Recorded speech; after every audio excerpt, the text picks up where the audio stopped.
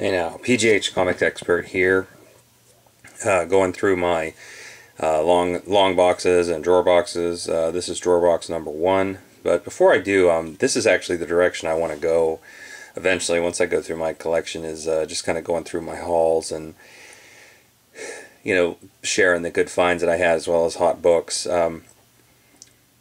This is a little haul that I have. This is kind of a combination of a handful of small hauls that I was able to grab, as well as a couple of ones I meant to go over in previous videos but actually didn't. So this book right here, this is Fantastic Four number 232. This is actually the first time John Byrne did any artwork on the title. I am a fan of his X-Men work, at least his artwork. I wasn't really a fan of the writing back then. But same goes for this time around. You know, with Fantastic Four. I guess others have called it the second golden age whenever he was drawing this title. So just a couple other covers I was able to grab at my local shop. I only really go there if they have anything underpriced. Not so much a welcoming place. The person who runs the shop is more interested in playing his video poker and being a bit of a prick to really be much of a conversationalist. But if he has something that's underpriced, I have no shame in taking that off his hands because it's his loss. I've actually done that many times.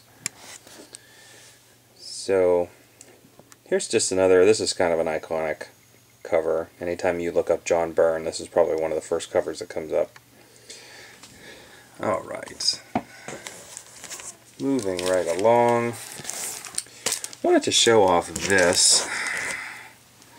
That is actually the Empire Strikes Back Marvel Illustrated book.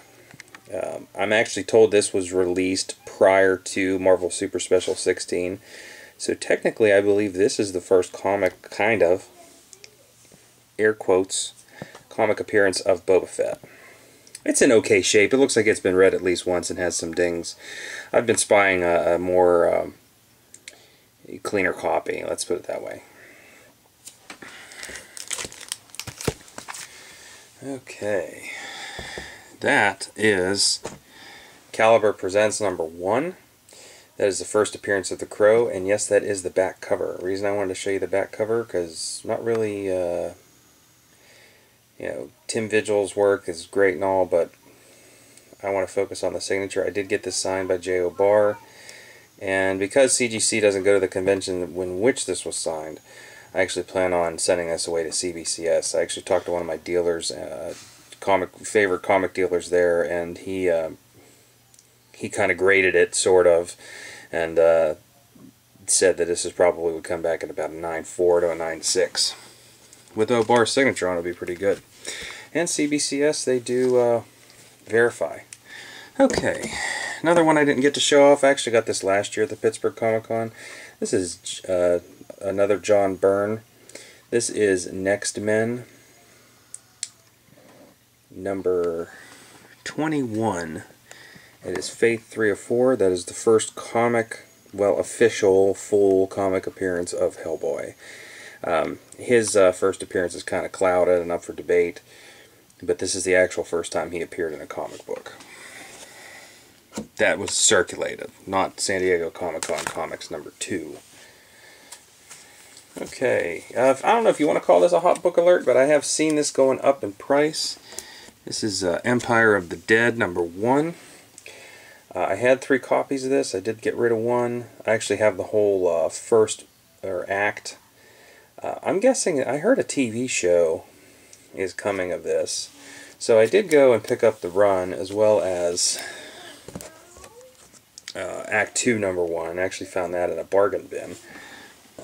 The other ones, the Empire of the Deads, I bought from that comic shop I was telling you about because he had them all marked at cover, where other comic shops have them a little bit more expensive. Another good one, Special Marvel Edition number 15. That is the first appearance of Shang-Chi, the Master of Kung Fu.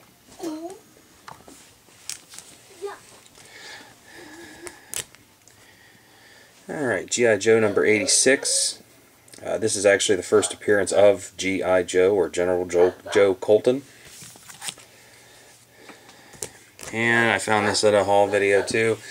Marvel Milestone Edition of Fantastic Four #5, reprinting the first appearance of Doctor Doom. I would like to find a nice, an actual copy of this, but a little rich for my blood right now. Okay, getting into the haul, or the box here. I wanted to just kind of show off some mini-series runs that didn't get a lot of credit, but I always thought they were interesting. The first one is Planet of the Apes. Adventures on the Planet of the Apes. This is actually reprinting the Marvel magazine. The significance of #1 is the Jim Starlin cover. And I did actually pick up the whole run of these in a proxy bid auction, but I went about it the wrong way, and I think I paid a little too much for them. So I was a little upset about that. Yeah, a little upset that I paid more than I probably should have for those, but I did just decide to complete the run and be done with it. What are you doing? And just... Okay, next one I wanted to show you was 2001 A Space Odyssey #1. I did show you the treasury size 1-volume edition, and I do have all individual books, so just wanted to show you the covers. There's 1, 2, 3, 4, and then there's 5. This is all Jack Kirby artwork. This is why I really enjoy it. 6, 7, and here's the actual key issue out of here. It would be issue #8. That is the first appearance of Machine Man. I anticipate all Marvel needs to do is mention X-51 in the Marvel Cinematic Universe comics. I believe he was involved in the Syndicate post-Civil War. All they need to do is mention him once, and this book's going to go up. This is already a pretty expensive book to begin with. If you want it in mint condition, I mean, you're looking at about $50 at auction, or give or take. I actually got this one with eBay bucks, so I really didn't have to pay anything for it, theoretically. And #9, second appearance of Machine Man, except they called him Mr. Machine. And then #10. Love that cover with him basically holding his own head. Okay, enough about 2001. Just to follow up to that, I did get some of the Machine Man books, the Jack Kirby stuff. So there's actually Machine Man #1. It's his first solo book. And I do have the last issue too. That's the first appearance of Jack-O-Lantern, as you can see him there on the cover. And that's also a Frank Miller cover.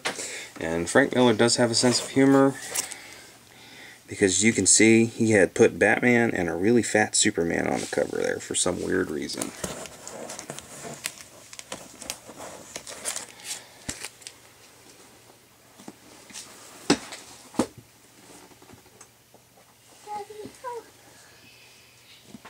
Okay.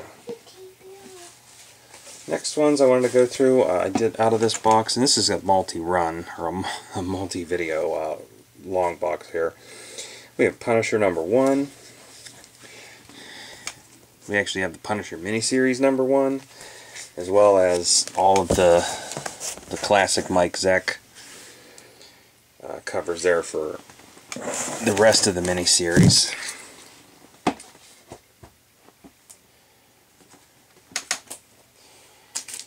I heard Marvel is rebooting. Well, since they have rebooted Secret Wars, I figure it doesn't really matter to me.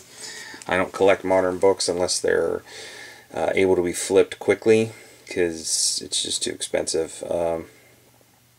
I'd rather collect Silver Age, because I know that those were actually drawn by hand. Silver and bronze and some copper. So there's Secret Wars #1. These are mostly Bob Layton covers. I do have the whole run here, as you can see, including the first new Spider-Woman and the first black costume. I did acquire these all individually, so it took a little time. Another hot miniseries right now. This Infinity Gauntlet. The original Infinity Gauntlet, I hear they rebooted that too, or they're reprinting them. This is actually the direct edition. I did show you one in my slabbed video that has it's actually the one I bought off the newsstand that came back in an 8.5 that was signed by Perez. This one here, this is an uncirculated copy that I bought out of a stack of uncirculated ones that this shop in Greensburg had. And I did sell a bunch of them, but I did keep this one because I thought it was in really nice shape. Now the rest of these, with the exception of 5 and 6, I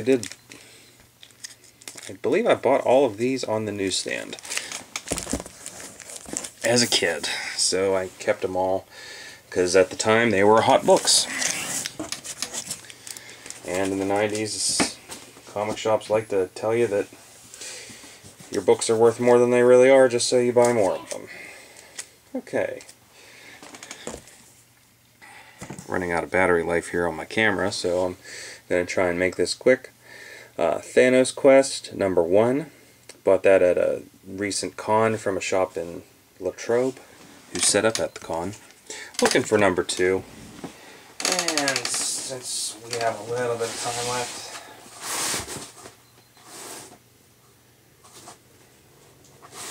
I'll show you another mini-series that I managed to collect. All but 2 of them. I'm still trying to get a couple of the missing ones. Foolkiller #1. That's the first appearance of the 3rd Foolkiller. And it is a newsstand variant. How cool is that? I found that on eBay for $1.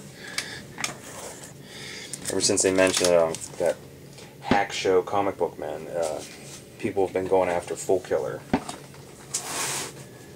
Okay. And while we've got a few more minutes, I'm going to go through some Hulk books. Got Incredible Hulk #1, Marvel Milestone Edition. Can't afford the original, so it's got to make do. Tales to Astonish #101. That is actually the end of Tales to Astonish. That's the final issue. And it continues in Hulk 102. And, well, his story continues in Hulk 102, and Submariners continues in Iron Man and Submariner #1. Alright, Hulk 109, meeting a Kazar. I love that cover. Kazar and Zabu on the cover. I believe that's the first trip of Hulk going to the Savage Lands. This is the Marvel Legends reprint of Hulk 181. I am looking for the original. I just can't seem to find it at the price that I want. As you can see, it's not for resale. This came with the action figures. However, if you look online, this book itself on eBay is going for $50, and you can buy the action figures on Amazon for like $20 with that same comic. Speaking of reprints, the Incredible Hulk and Wolverine #1. That is actually a wraparound cover. Has on the other side of the cover, it has Wendigo smashing Hulk in the back with a tree. That actually reprints Hulk 180 and 181. That's different Hulks. Okay. That's Grey Hulk. Hulk 324. This is the return of the Grey Hulk. The first time you've seen him since the very first one. And if you look at the covers, it is a cover swipe of the first one. It does say Al Milgrom after Kirby on it. Okay. Then just a few more significant ones. This is actually the first Todd McFarlane on the title, but Hulk really wasn't in that. The Green Hulk that you see, that's actually Rick Jones. And the book that officially launched sorry, I'm talking away from the mic here. The book that officially launched the McFarlane Hulk run is this one, 331. While that is still Rick Jones on the cover, that is the official Grey Hulk beginning, because he did fluctuate.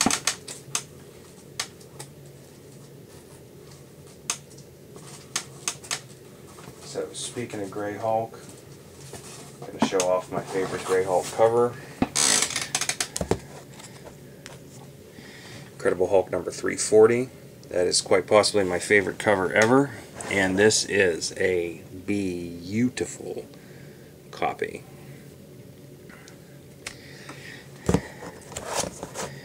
If I ever meet McFarlane, I'd like to get it signed. Alright, still going on.